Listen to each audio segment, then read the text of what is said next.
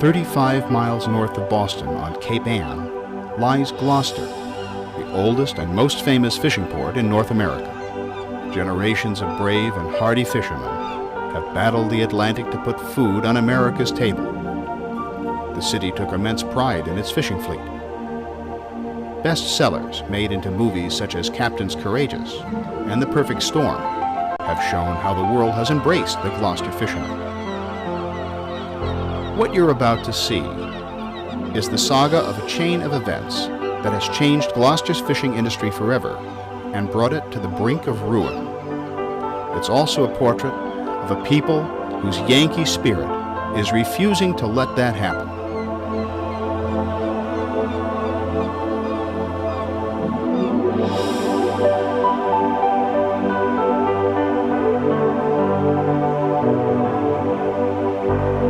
This wonderful, beautifully haunting statue in back of me is the fisherman's statue. Now the man at the wheel statue, that's what it's referred to. He's the helmsman, and he has the helm, the wheel of it's a Stoddart wheel manufactured in Gloucester of a two-masted fore and aft wooden schooner built in Essex, Massachusetts, as most of them were. I fish because it's more or less therapy for me. I've done a lot of different things over the years, and I've always resorted back to it. I just can't get away from it. No matter what I try to do, I always find myself on a boat going fishing, and I just love it. When you get down to brass tacks, Gloucester exists because of the fishing industry. When we were founded in 1623, it was because a British fishing concern, the Dorchester Bay Company, decided this was the place to set up camp because of the great harbor resource we have and the incredibly abundant fishery stocks then existing, particularly cod. At that time, England and European countries as well were looking for new sources of fish for their populations, cod being the primary target, and Gloucester's waters were full of cod. The clothing that the statue is in back of me is wearing are what he usually wore when he was out to sea. The coat and the pants are called a sou'wester. They were made from a tablecloth a material that would shed the water. The hat is a black diamond hat with a brim on it that was designed that the water would drain down on his back, on his coat. And the boots are Red Jack boots.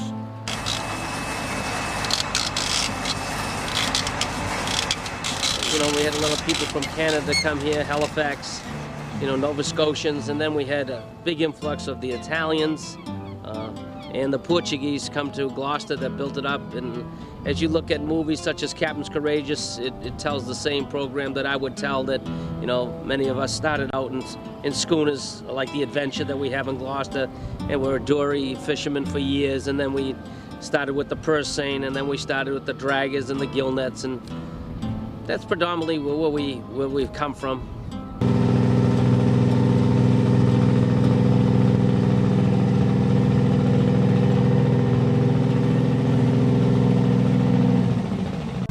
I mean, the old days they had nothing, but the equipment's out there. It's kind of foolish not to have it if you can get it, you know, if you can afford it sometimes. Well, in 1945, I have a Master Mariner's book that says we landed over 350 million pounds of fish in Gloucester during that 1 year. The statistics are all there. Nowadays, it's not nearly as bad, the work, you know, it's not nearly as much work as it used to be. Years ago, men were men. There's an old saying, they had wooden boats they fished on, and they were iron men. Now they have wooden men and iron boats.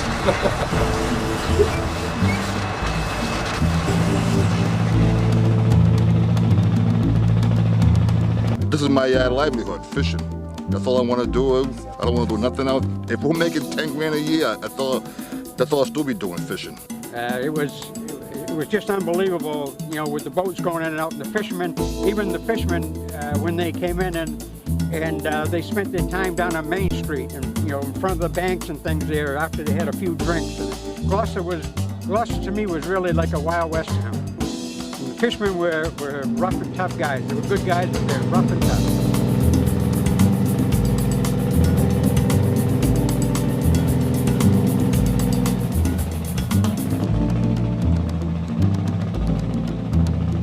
But the question I'm asked mostly lately is where's the crow's nest? So I have to tell them, give them instructions where the crow's nest is, but then I try and put things into perspective. I try and tell them that it's a fisherman's bar, it's a bucket of blood. And about a month ago, we almost had a homicide in there when a couple of drunken fishermen had a little squabble. My point in telling the tourists this is to put it into perspective, that being in a fisherman's bar on a Saturday night in Gloucester, Massachusetts, Portland, Maine, or Halifax, Nova Scotia, you can be in the wrong place at the wrong time. So you have to be careful.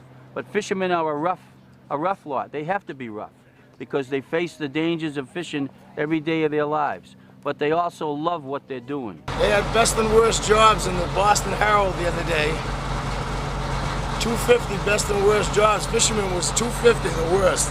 Those people obviously never been fishing before. Who said that? Because I'd rather do this than commute to Boston every day. That's for damn sure.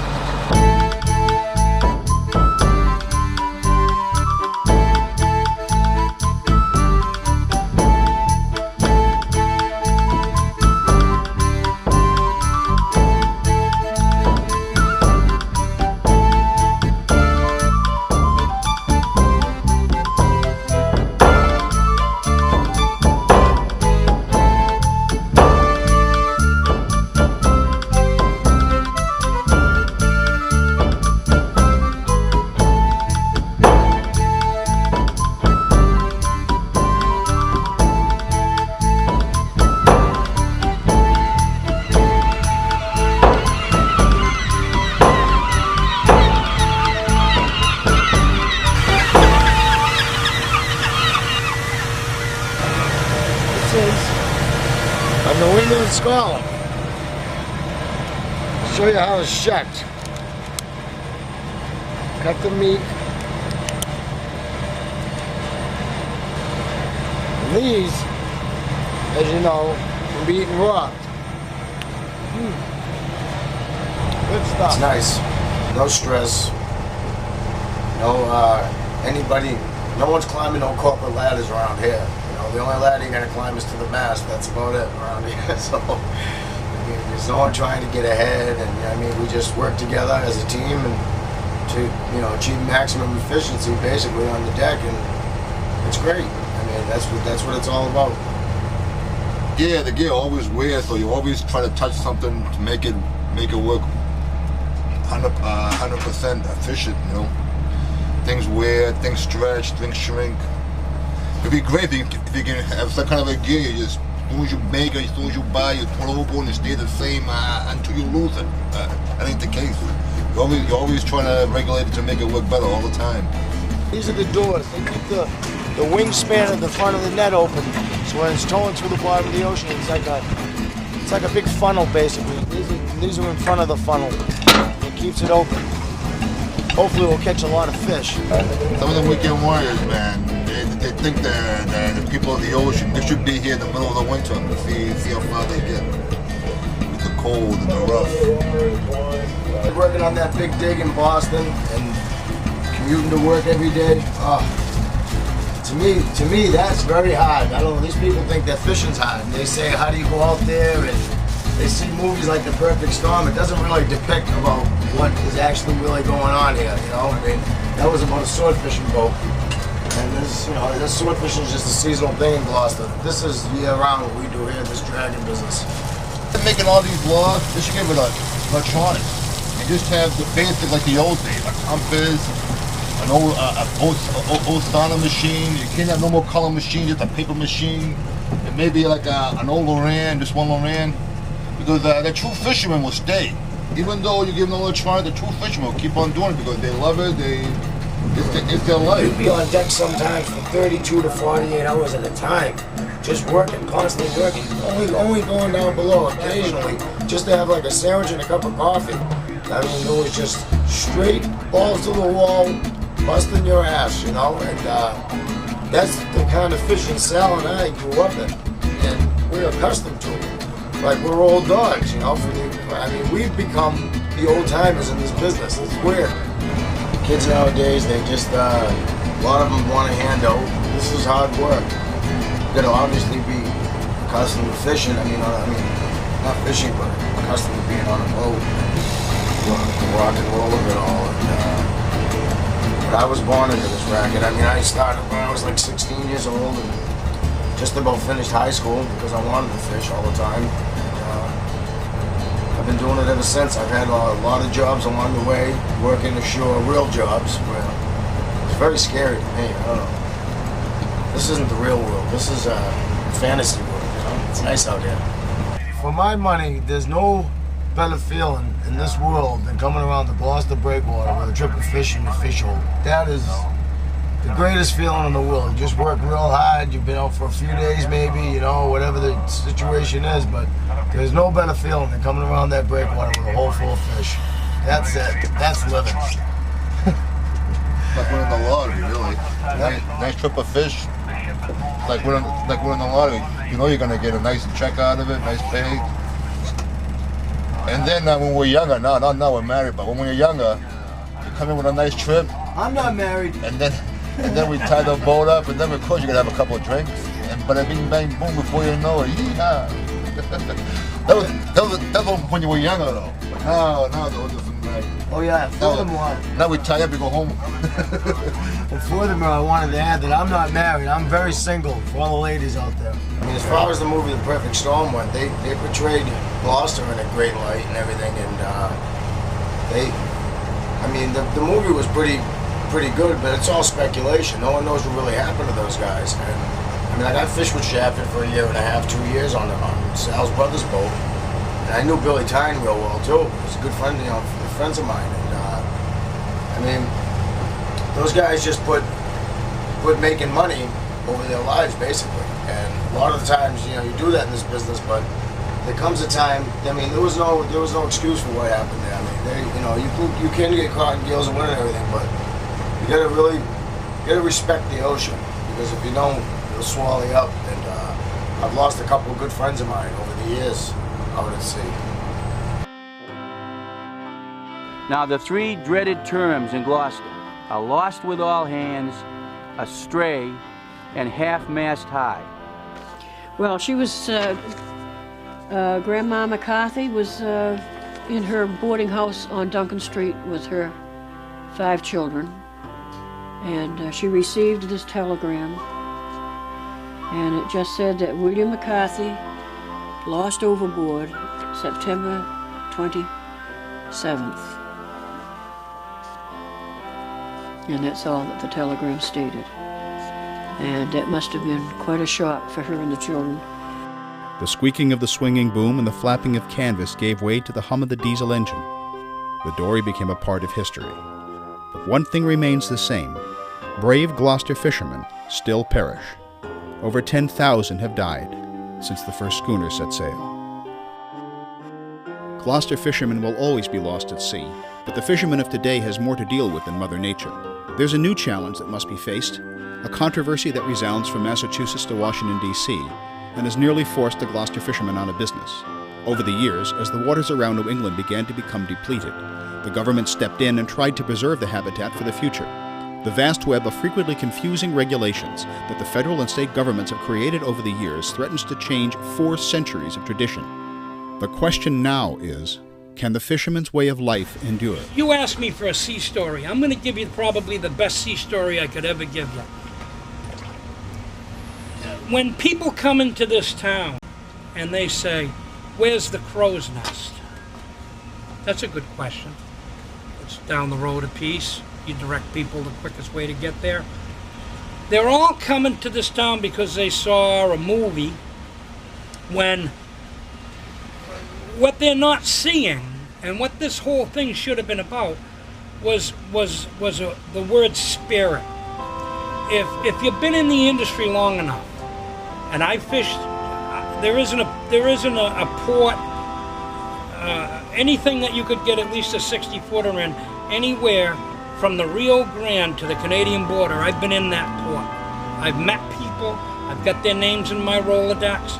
They're all hard-working, decent people. But in every one of those ports that I've been in America, it lacked the key essential thing that makes Cape Ann unique, even compared to Newport or Point Judith or Portland or Eastport. or Cape May, there's a spirit that's been here for almost 400 years, and that spirit is something that you can't see. It has to be a part of you.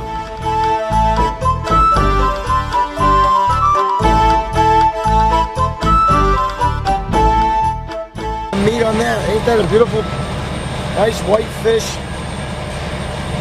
Make chowders with it, fry it, do a lot of stuff with the codfish.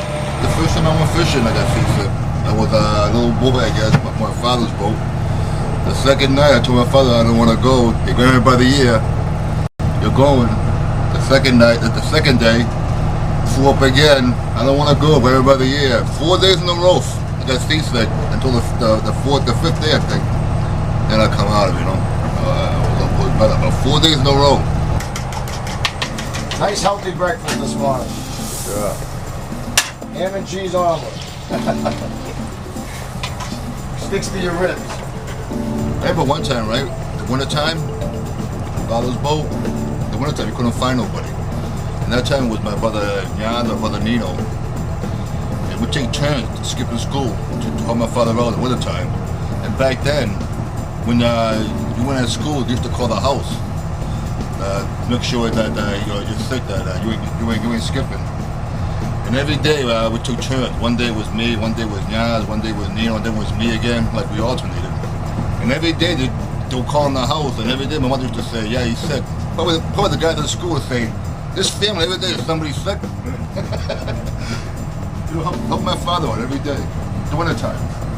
The price can be, it's nuts, because the price sometimes you can get like anywhere from 10 cents a pound to probably 80 cents or 90 cents a pound, depending on the supply and demand in New York. You know, it's really crazy, because like, that means that's the difference between me making $100 for the day or $1,000 for the day, you know. So, like a lot of people right start fishing, they buy a computer and they know a few people that's been fishing for a long time, and by and by you're getting good with them, and they can put their stored information in your computer. Sometimes you got information there took people 20 years to learn. And some people, they got the information automatic, you know. The computer changed a lot of stuff. Everybody, the way the computer is now, everybody can take a boat. Some guy from Idaho, potato farmer, 2 years before, all of a sudden it comes fishing. He wants to be a fisherman. He learned. He can take a boat out, you know. Well, before all this equipment, you gotta know what you're doing, you know what I mean? How to be a little experienced, you gotta learn the bottom, the edges, the wrecks. Now with the computer, it's automatic for you. Big bang. what we did, we set the net up. We hooked the doors up, unhooked those doors. Now that whole thing is freewheel, and those winches just freewheel the wire out there. And sets out like 125 fathom. And we're towing this net on the bottom of the ocean, almost on the bottom of the ocean, kind of, just above the bottom, because it's a whiting net. And we'll catch mud hake, whiting, some squid, you know, an occasional groundfish now and then, but not really much, like a flounder or a small haddock or something like that. We're gonna drag the net probably anywhere from like 2 to 4 miles in the time span of 2 hours. Then we're gonna haul the net back. We're gonna hook up the chains on the net reel and then reel the net in. At the end, you got all the fish go to the bottom of the net. It's called the codder. It's got 2 strings. It's got one string with a clip on it. And that cinches the bag, the sack on the bottom of the net where all the fish go. When that comes up, I'm going to hold it and snap it. It's going to open up and you're going to see the fish all come on the deck. We hope there's going to be a lot of fish there. Fish were plentiful throughout the 40s, 50s, and 60s. Fishermen from all over the world came to partake of the bounty of New England's waters. In the 1970s, Gloucester fishermen observed that the stocks were dwindling. Foreign factory ships were anchored just a few miles offshore for months at a time, catching, processing, and freezing huge numbers of fish. The U.S. government was asked to intervene. They tried to help, first by passing a 200-mile limit for foreign ships. Then, in a misguided attempt to further assist American fishermen, the government started a loan program enabling more people to easily buy larger and more technologically sophisticated fishing boats.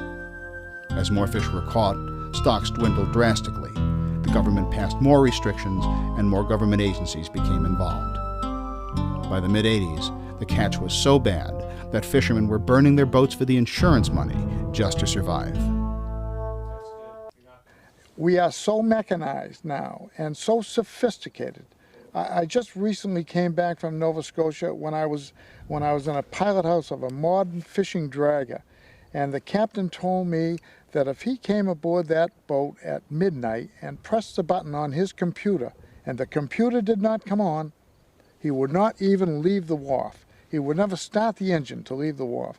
Well, that's where we're at. And with the technology, the big boats, the more powerful engines, the larger nets, they just decimated the fish. The fish couldn't hide any place. The pressure on the fish was relentless, constant, and it was year-round. These big vessels could fish in all kinds of weather. So the stocks did not have any chance to replenish themselves. We didn't have nylon, we didn't have synthetic fabrics or synthetic twines and so forth, so they were weak. The twine broke, the fish escaped. They lived to be around for another day. They lived to multiply. We didn't have the mechanization, we didn't have the hydraulics, we did not have the equipment to catch the fish. Therefore, we could not, while we landed huge bodies of fish, millions of pounds, there were many, many more millions to be landed. We couldn't do it because we didn't have the proper equipment.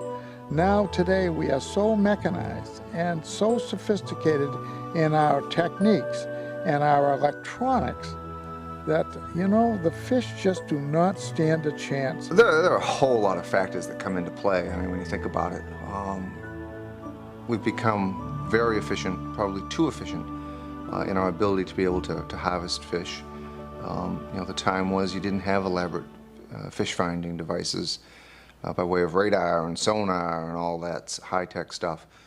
All the gear that developed over the course of the centuries became all the more efficient, again, probably too efficient, capturing incredible amounts of fish, be it spawning stock that needed to be preserved or young stock that wasn't really ready for market in the first place, that was being taken too soon.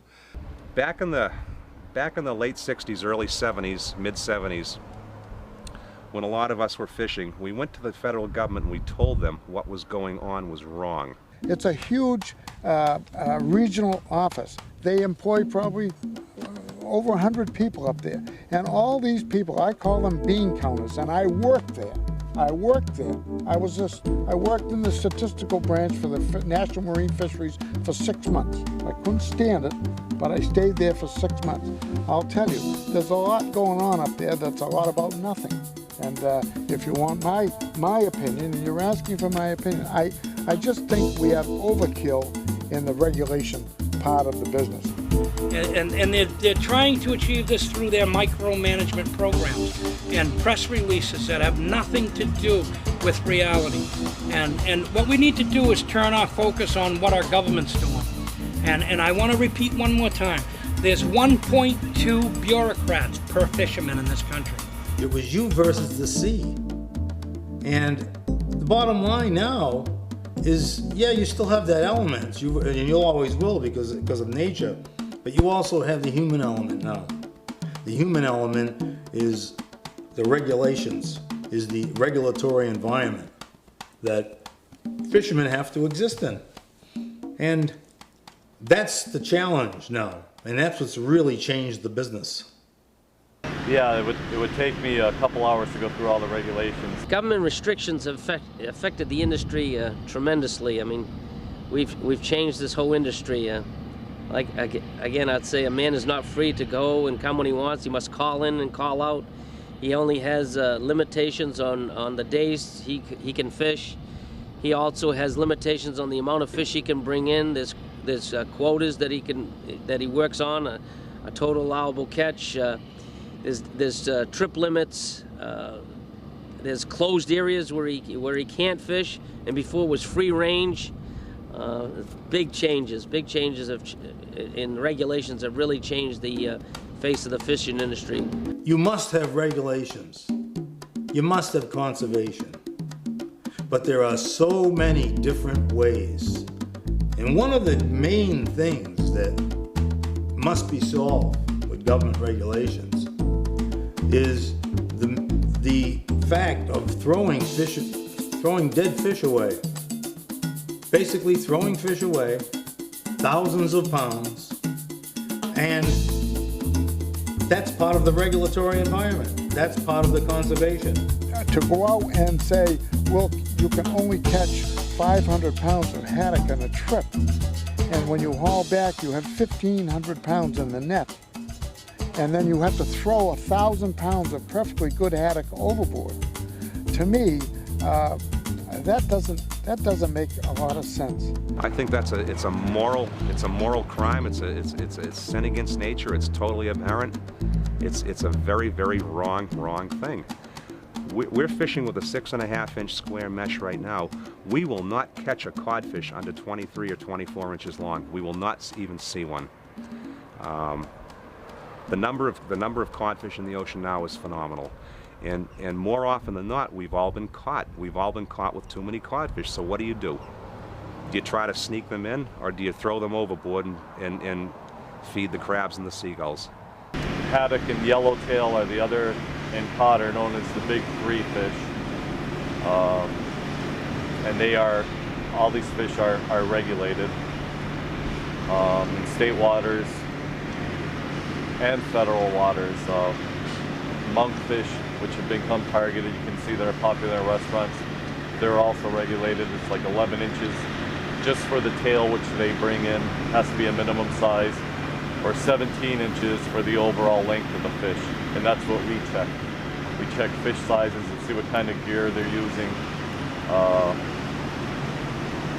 They have to use a certain size mesh on their nets, 6-inch mesh or 6.5, depending on the square or diamond cut of the mesh.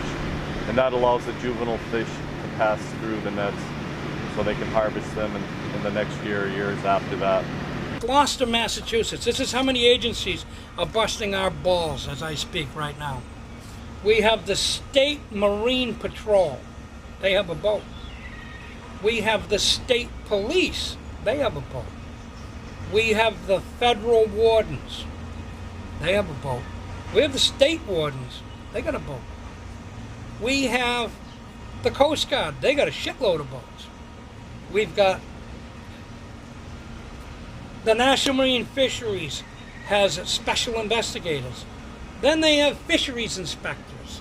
So what they've done essentially is, living off the back of the fishing industry, is this incredible bureaucracy.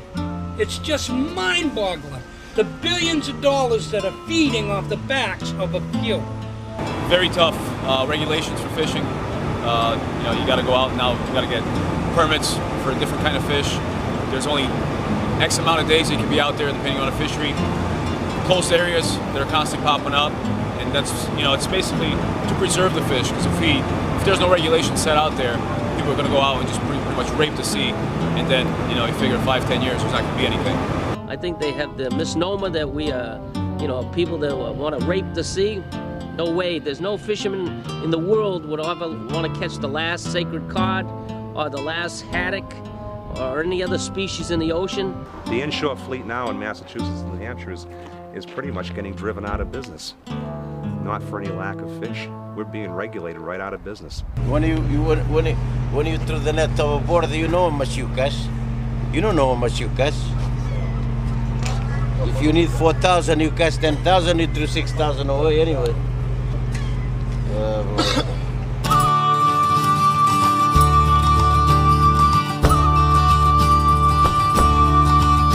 Come gather round, lads, and I'll sing you a tale of the men who ride out on the sea. They take to their boats and they leave on the tide, and who knows what their fate it shall be. They be brave, they be strong, they be men among men, for the sea need take care of its own. And those men who may tempt her by asking too much, yes, those men sometimes never come home. Away up, boys! Haul on those nets till your backs start to bend. Away up, boys! Gloucester. Fair weather, smooth sailing, And I'll buy the drinks when we reach journey's end.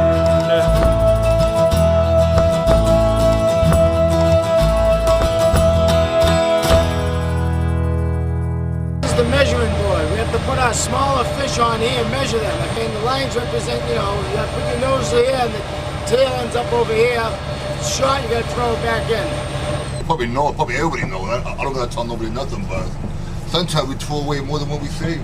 All good fish, all viable fish. Ain't like it's all fish you can't sell. It's so much waste, it's ridiculous. And the monkfish, this is one that monkfish, you gotta literally decapitate the fish. You gotta cut his head off, and then you put the tail portion that you just cut off the fish on the board. If it's too small, you gotta throw it back overboard, and that's conservation. They think when they say 400 pounds, that's all we're gonna catch. You know, the spring of the year, sometimes you can't get away from it. You try not to kill them. It's crazy, really. You go somewhere else, thinking they ain't there, and they're still there. The government's been intervening probably since the early 70s, and what happened was they just did a little bit too late with what they started to do. If they would have done it a long time ago, you know, there is plenty of fish now. We have a 6-inch mash. They've raised our mash size, 6.5-inch mash on our net, and they've raised the mash size over and over again till it's 6.5 inch now. Each mash and each diamond on that net is 6.5 inches, and I mean, consequently, the fish have come around because of it, because it's letting a lot of small fish go and they're living. And I mean, if they just leave us alone right now, it would be okay. I don't think they have a clue how to fix this mess that we're in right now. I think their take on it is, when in doubt, regulate. Like I was saying before, in the European countries, some of them, before they pass a law about fishing, they research it. They send boats out there, you know, bing, bang, boom. They see what's going on with the habitat, how they spawn, and the best way to regulate it. And then when they make the law, they know what's going to happen in so many years. Over here, they ain't got a clue. Hopefully, you know, they'll just lay off, because they say that the fish are all gone, but they landed more fish last year than they ever have here. But think about it. You got to call every morning. You're going fishing on the way in. They're pretty much tracking you, aren't they? Then when you get in, you gotta call the number to tell them they're in. While you're out there, they fly over you with a helicopter and ask you all these questions.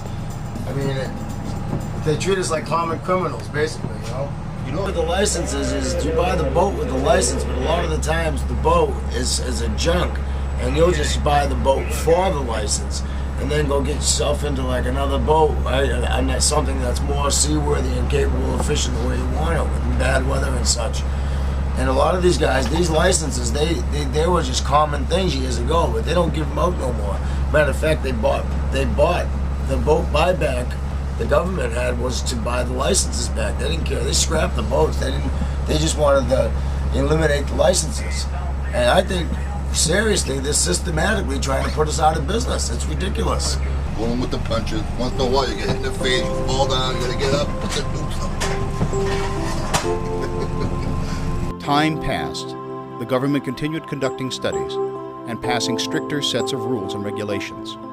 Furthermore, unlike every other food source industry, fishing falls under the jurisdiction of the Department of Commerce instead of the Department of Agriculture.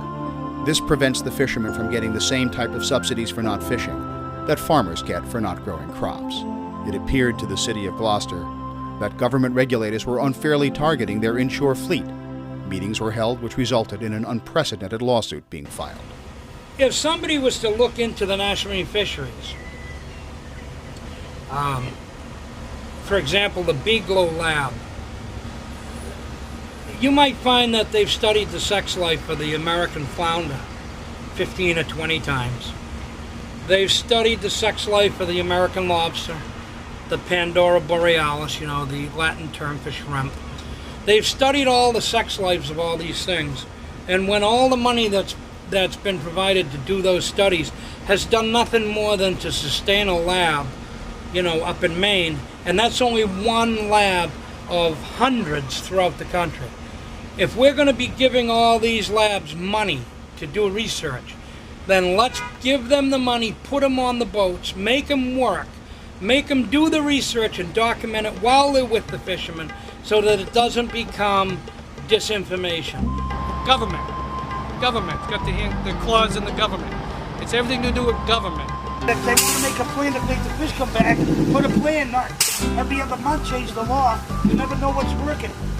We're all for the regulation, but up to a certain point, you know, they keep putting rules and regulations that don't even make them, you know, give it a chance to work. They change the net size. The next week they come up with another plan. You bought $10,000 worth of gear, you gotta throw it away, start again. You know, I support having regulations that are in the best interest of the fish. To get to that, they've got to get it to the point where even if we're going to fish on a limited basis, we're not going to throw, we're going to keep whatever comes up in that net. Some of the plans they come out with are good on paper. Bring them into reality, you cannot do it. It's hard to explain. You got to see it yourself.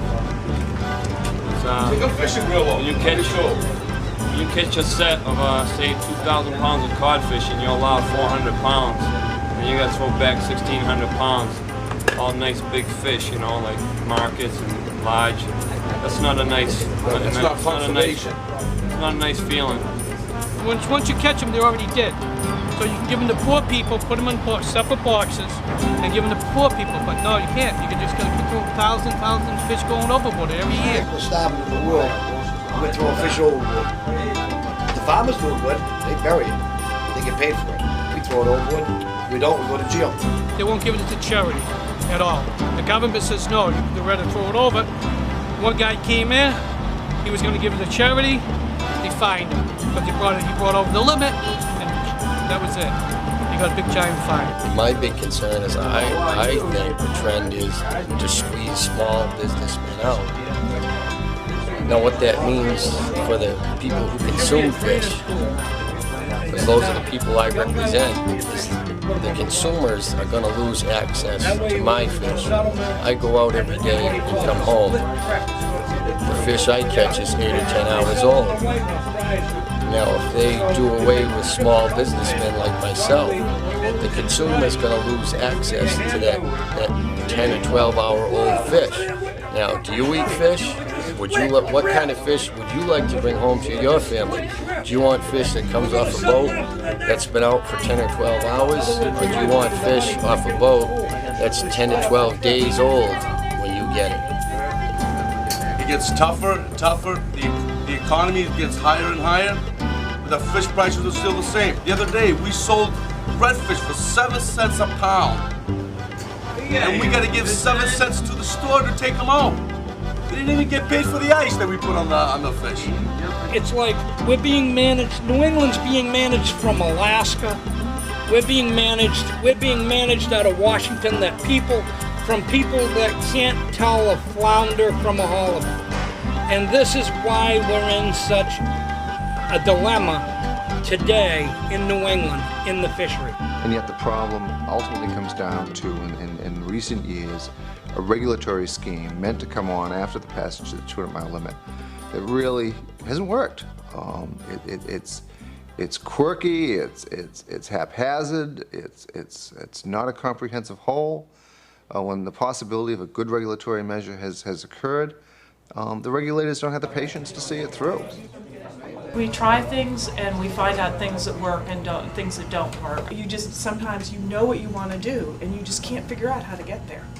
The first time that we had a regulation and we were trying to figure out what the right thing to do was, and I said, okay, we'll just call up a few guys and ask them what they think.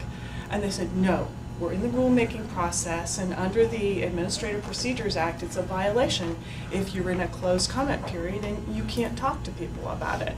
And some of these things, and they're all done for good reasons. I mean, that's to ensure that you have people that don't have an undue influence on the regulatory process. But it makes it really, really hard to build the kind of cooperative relationships that you want in order to make something as difficult as fishery management work. A community has rights too, you know, and that means recourse to the courts and making sure our voice is heard in that forum if all else fails. Let me give you an example that captures that. The regulators came out with something called Framework Adjustment 34. a further amendment to Amendment 7, our Comprehensive Fisheries Plan. 7 amendments, that amendment 34 adjustments, and the amendment's but several years old. That just shows in and of itself the herky-jerky nature of how the regulators are doing their business. I got no problem killing fish. I'm not squeamish about killing fish, but I got a big problem with killing fish for absolutely no reason whatsoever. No unnecessary risks to life at sea are to be caused by regulatory actions. The fact of the matter is, Framework Adjustment 33, by closing down fishing grounds right off the coast of Gloucester, where we've been encouraging boats to go with an inshore focus rather than offshore, forces the boats to go further out than they're safely able to go. By the way, with added cost by way of time and fuel and other such considerations, which is also violative of the standards of the federal law. We have sued the federal government. The city of Gloucester, in an unprecedented action, is a plaintiff suing the United States of America for violating its own laws and how it's regulating our fishermen.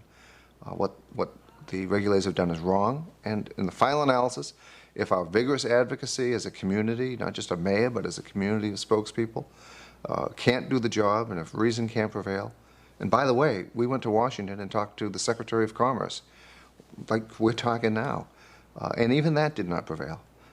If those steps aren't enough and we need to keep taking them, then it's to court we have to go, and we've done it. Just like fishing with a hook, you go out there, throw the hook, sometimes you catch, sometimes you don't, you know. It's got its good times, it's got its bad times, but overall, we're still here, believe it or not.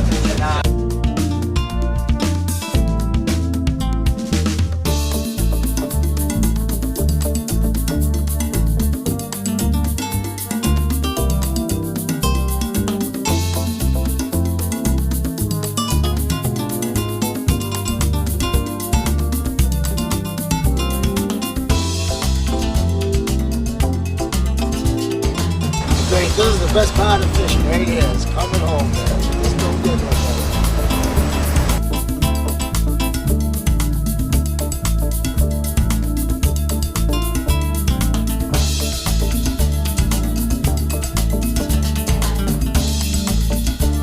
When you come in,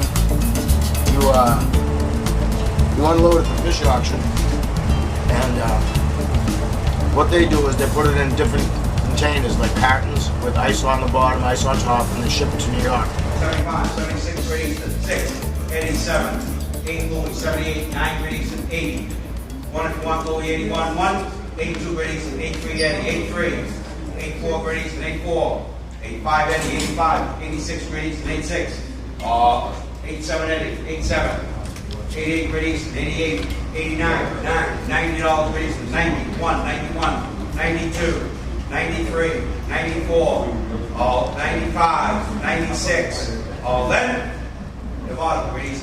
The auction here in Gloucester really arose or became viable because of the lack of fish, the lack of product, the downturn in the industry, and it really arose because there's a need to consolidate in the business and get the fishermen higher prices for their products, make it easier for buyers and processors to purchase products, and it just makes the entire process a lot more efficient. It really works for everybody. Consolidating landings in one location has made Gloucester, or continues to make Gloucester, a viable port. We'll probably average around 80 to 100,000 pounds on a daily basis of any species of fish: haddock, cod, pollock, skate wings, monkfish. We'll handle tuna, we'll handle scallops, we'll handle shrimp. So if there's a market for it, if it can be landed, we can auction it off through our system here. We're just on the advent of going to the next step or next phase for us, which is going to be an internet-based bidding system. And what that's going to allow is buyers to bid on product landed and brought to this auction in Gloucester from really any place they want to be. Any vessel can land here, anybody can bring fish to the auction, there's no obligations, there's no contractual arrangements. The fish is landed and is auctioned off the next morning at 6 a.m. Our auction goes off Monday through Friday at 6 o'clock in the morning. Typically it's over by 8 or 8:30, and we end up running somewhere between 30 and 50 buyers indirectly and directly competitively bidding for that product. Traditional auction system, high bidder wins the bid and is able to then select what lots or what lines of product they want, species by species, until the day is done. My father was a fisherman, my father's father was a fisherman, my father's father was a fisherman. I asked my mother once, how long does our family go back fishing? She goes forever. I think fishing in Gloucester in another 5 years is going to be huge. Yeah, I really do, because the groundfish, there's no one that can get into it anymore. You can't buy a license anymore. Well, you can, I guess, buy the licenses that are out there, but they're not making any new licenses to go ground fishing. The licenses that are out there are the ones that are there. I think in about 4 or 5 years, you're going to see a boom in fishing. If we're making even $5,000 a year, I would still go fishing, just because I love it. I mean, I don't want to do nothing else. I can't see myself doing anything else. I ain't doing this to get rich. I'm doing it because the passion of being in the ocean. If I was like, say tomorrow they shut down fishing completely, nobody would go, I'll probably try to find work on a tugboat or anything involved with the ocean, so I can still be in the ocean. You know, I just love being on the ocean. Gloucester fishing has changed, but in spite of the changes, the Gloucester spirit lives on. These are people that will not give up and get land jobs. In spite of everything, they continue into the 21st century to ply their trade in New England's waters. Can they last? One thing is certain, fishing is in their blood. People don't understand when a guy buys his first boat, a young guy, maybe he's in his 20s or 30s or 40s, but it's his very first boat. Before he can get a half-decent crew to go with him, this guy has to be a psychologist, a psychiatrist, because you're dealing with people all day long, and you can't say, well, I quit and go home. You're living with these people, you're eating with these people, you're working with these people, you're sharing the weather with them. You have to be a diesel mechanic, an electrician, a plumber, a boat builder, a welder, a fiberglasser. You have to know how to take a radar apart in an emergency and get it going again. You have to be able to solder electronics. You have to be able to navigate. You have to be able to read the weather. Then on top of that, you got to know how to catch fish. Then you got to know how to build nets, how to read the plans to a net, or how to splice wire, or how to rebuild your winch, or just basically be concerned with the safety of the people around you. You're obligated to take 2 or 3 or 5 or 6 or 7 people out for 1 day or 30 days or whatever that period of time is, and you're obligated to be responsible for each and every one of them. It's not a game. It's a way of life that what makes this spirit so good and so strong and so everlasting is that everyone, even if we don't agree with anything, we respect each other's abilities.